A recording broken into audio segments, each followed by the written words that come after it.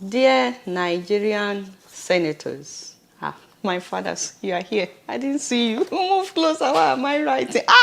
Baba. Guys, I am very worried about you. You know me. I'm your girl. I'm the only one that will tell you the truth. I'm getting worried. Exactly what is doing you guys.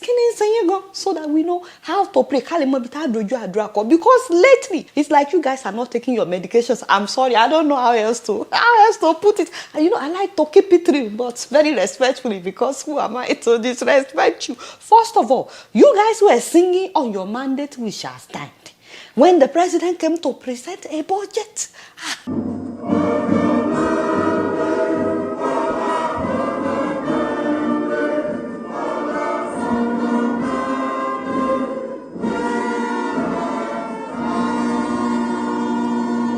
Thank you very much.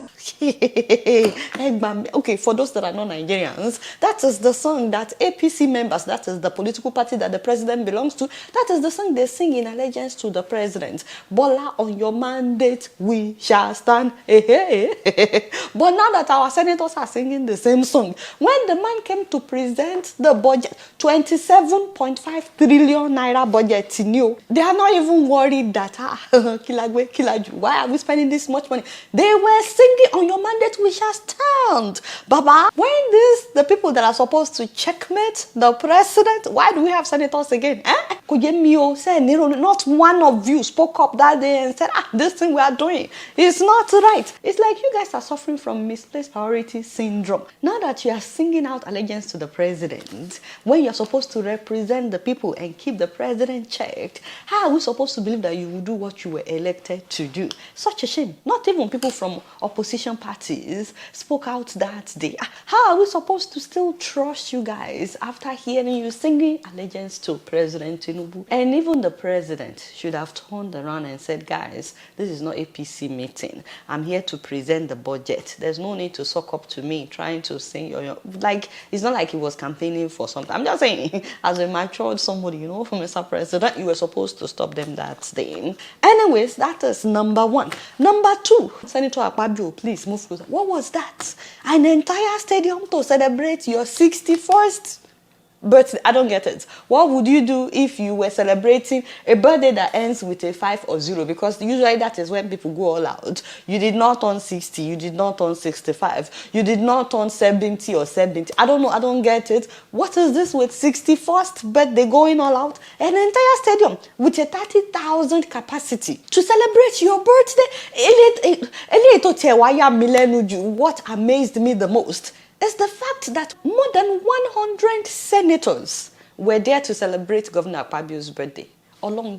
We have 109 senators, for those wondering, and more than 100 of them showed up to celebrate this birthday. Several governors and their wives were there. The first lady was there to celebrate the Senate president's birthday. So I'm not a hater, by the way. I'm very happy for Governor Akpabio, but this proves two things to me. First of all, now that he's a Senate president, he wants us to know money has arrived. The problem is this is not his money. This is our money. Because if it was his money, he would have gone all out. He would have celebrated his 60th birthday last year at the stadium. He did not do that. He waited till now that he's now Senate president, he's going all out. So this tells me that this man is spending our money anyhow. And Baba, Governor Akpabio, why now? I'm your girl. You could have called me Adiola for advice. Be like, yo, my girl, what should I will say, hey, do not do it.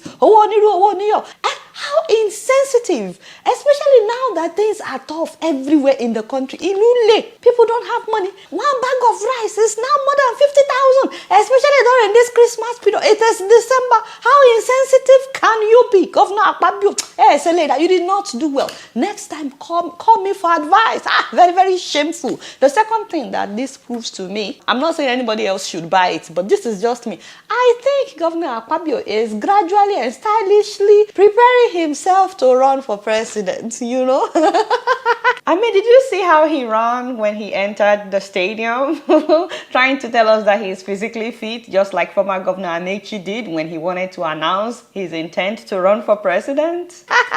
Well, now he's the number 3 in the country. He's the 3rd most powerful person as the Senate president. And now that he's celebrating birthday, but 61st birthday at an entire stadium, what will he do? By the next time it's time for election, my father will run. Go and ask those that were there before. You know, that is my very own uncle, Uncle Bukola Saraki.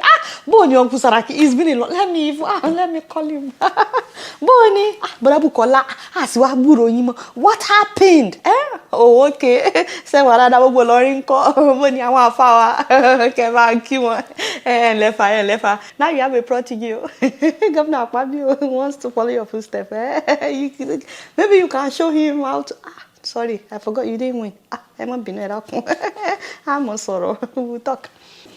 Unfortunately, he didn't win. So maybe Governor Akpabio needs to learn from somebody else. Having said all that, happy birthday, Senator Akpabio. We'll see what you will do for your 65th birthday and your 70th birthday. We shall see. Maybe we'll go to space. So moving on to Kenya, guys. I am so upset right now. Like, oh, don't beg me. Where's my glasses? When I'm upset, I like to put on my glasses. I'm really, really upset right now. How dare you, Kenyans? How dare you? You think we will not know? My Nigerian people, let me tell you what happened. In August of this year, Kenyans experienced the longest power outage in recent memory. And you won't believe how long this longest is. 24 hours. Yes, I'm telling you, they had no power for 24 hours in Kenya and all hell broke loose. Everybody started shouting, you know, because they didn't have power for just 24 hours. Can you imagine? In fact, for some people, it was only 14 hours that they didn't have power. They went on Twitter, they were screaming. That was how some of them started making fun of Nigerians and South Africans. They were saying, oh, their power company is lame and that it's starting to look like that of Nigeria and South Africa. They are starting to feel like they are in Nigeria. Who told you we don't have power in Nigeria? You guys, mind yourselves. What is 24 hours of lack of electricity that you cannot live with? That you are now, is it not just 24 hours? Some of us have grown up a long time ago. It's so sad. It's so sad when 24-hour of power outage seems like nothing to you. It's so sad. Nigerians, we have to ask for better. Anyways, Kenyans started asking their power company for an explanation. They were shouting at the government. And then the same thing happened again last month. It took them 12 hours to restore power. 12 hours. People were losing their minds. And then it happened again this past Sunday around 8 p.m. It was total blackout. But some people got their power back by midnight. But the fact that some people did not get their power back till morning, Kenyans are not happy at all. So number one, I've been to Kenya. Honestly, I really appreciate how stable their electricity is. For those wondering, I was joking at the beginning about why are you guys complaining about not having power for 24 hours. I've been to Kenya and I was really, really thrilled and impressed by how they had constant electricity. And if for any reason the power goes out, it will be back within a few minutes, like less than 5 minutes. They will get their power back. So that was my memory of Kenya. Let's keep it like that, my Kenyan people. Because, you know, some of us, we like to come to Kenya to hang out and all that. There must be power now. Without power, what can man do? So please, Kenyan government, help us, help our matter. Let there be light. And the power company, Kenya Power, you guys, you cannot continue that. This is a Christmas period. You cannot be taking light anyhow. But having said all that, now that I have appeased my Kenyan people, Nigerians, can we learn something from Kenyan people? It's just a reminder that as Nigerians, I feel like we have really, really lowered our standards. If people will be complaining about losing power for 12 hours, but we are so used to not having power for days, for weeks, and even sometimes for months. Something is really, really wrong if we are now used to that. Guys, we cannot continue like this. And this power outage is really affecting a lot of things in Nigeria. It's affecting businesses. It's affecting our productivity. It's affecting employment. Because without power, what can you really do? I think we have lowered our standards in Nigeria. Yes, now everybody has power generator. Although now that the price of fuel has gone up, it's hard for people to even buy fuel for their generator. It's tough. If Kenyans can be all over Twitter screaming because of power outage that lasted for 6 hours, for 12 hours, for 24 hours, I think we need to go back to demanding for better. and not settling down for less. It pained me that they had to make fun of us Nigerians because they had power outage. Honestly, I think Nigeria can be that country that Kenyans and other Africans will say, why can't we be like Nigeria when it comes to power, when it comes to electricity? Nigerian government, can we please this new year 2024, can we just, even if it's one thing that you fix, President Tinubu, just one thing, let it be power. And then, of course, our roads. And then, of course, water supply. Yes. Start from power. Just fix power. If you fix power, you will fix a lot of things. This year alone, 4 multinational companies, big companies, have left Nigeria. Unilever has left. JSK, Sanofi has left. Bolt Food has left. Why won't we learn? Because of so many things, but number one is always power. Number one is always power. So it's such a shame. Now, speaking of shame, and my Gambian people, move closer. What's happening with your deputy speaker? My father. The man is in the US right now. He's presently attending the Parliamentary Intelligence Security Forum. That's a conference of about 250 parliamentarians from about 60 countries around the world. And there he was talking to Gambians. He met with the Gambian community and he was telling them to support President Adama Barrow. By the way, President Adama Barrow has been a huge disappointment. I know, Father, I still remember Yaya Jammeh and all the things he did. And now we were all advocating for a new government in Gambia, my Gambia. And then since this man became president, I don't even know what he's doing. Maybe Gambians can tell us exactly what it, because we don't even know what the man is doing. Now, for the deputy speaker to now go to the US and start telling Gambians in the US to support, hey, Beroloni, why is it that you guys don't have shame anymore? I don't know. Is nobody advising these people?